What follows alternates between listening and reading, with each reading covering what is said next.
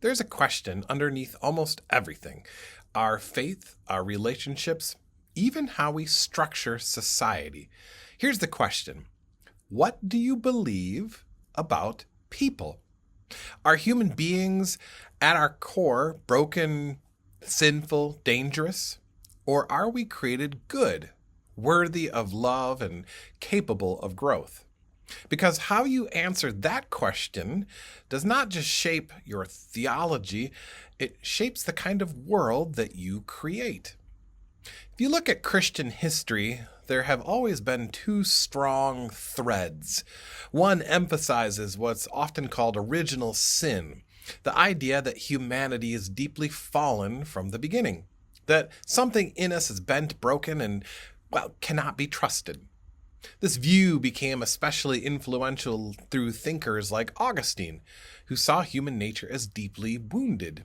So much so that we need strong structures, authority, even restraint to keep things from unraveling. And to be fair, there's truth there. We've all seen what human beings are capable of when things go wrong. But there's another thread in the Christian story. It begins in Genesis, where God creates humanity and says, "It is good." Not barely acceptable, not a mistake, but good. And throughout Scripture, you see this deep belief that people are not just problems to fix, but image bearers to be loved. People worth pursuing, restoring, and redeeming. As Christianity became connected with power, especially after the Roman Empire embraced it, these ideas about human nature began shaping how societies were structured.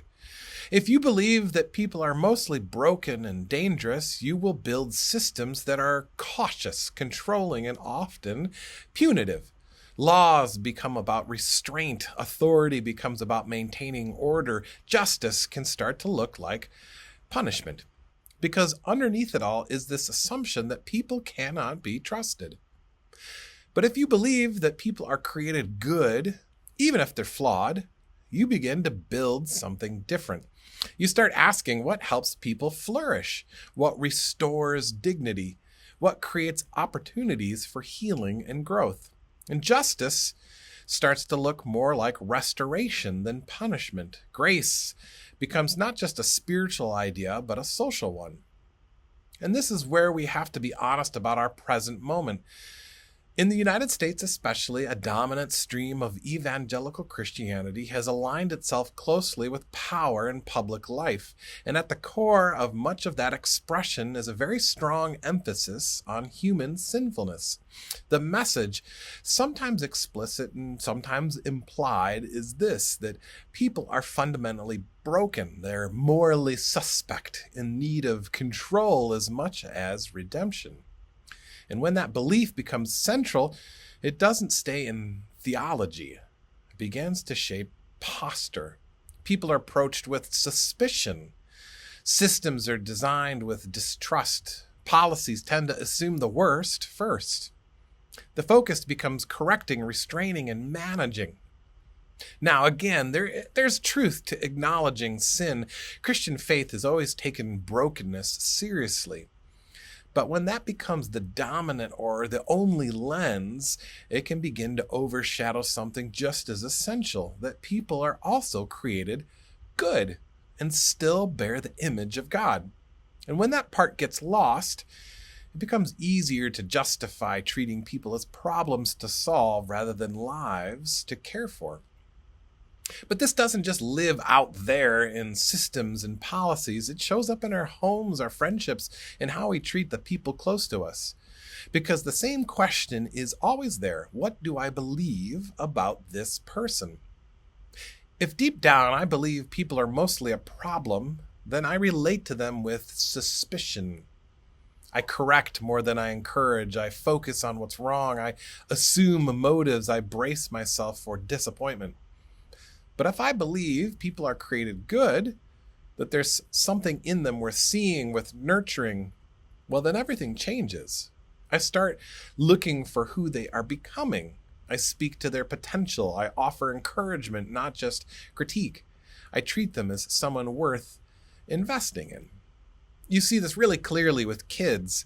Study after study shows that children thrive in environments where they're seen as capable, worthy, and full of potential. When kids grow up hearing you matter, you can do this, there's something good in you, they begin to believe it. They take risks, they grow, they develop resilience. But when criticism is the loudest voice, when what they hear most is what's wrong with them, something starts to happen. They lose heart. They begin to believe they're not capable, they're not enough, and that trying might not even be worth it. And that belief shapes the rest of their lives. And honestly, it's not just kids. Adults are the same way. Your spouse, your friends, the people you work with. When someone is constantly treated like a problem to fix, they shrink. But when someone is seen, really seen, as a person with dignity, worth, and potential, they begin to rise into that. And this is where Jesus becomes so important, because Jesus does not walk around treating people as if their brokenness is the truest thing about them. He sees people differently. He restores, he calls things out, but always towards something greater.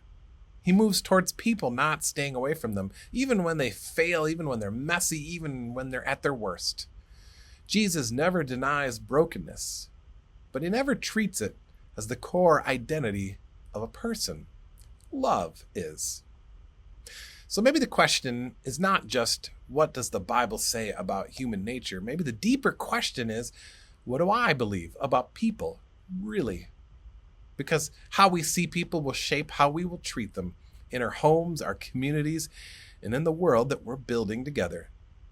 And maybe faith begins not with fear of what is wrong with us, but trust in what God still sees in us.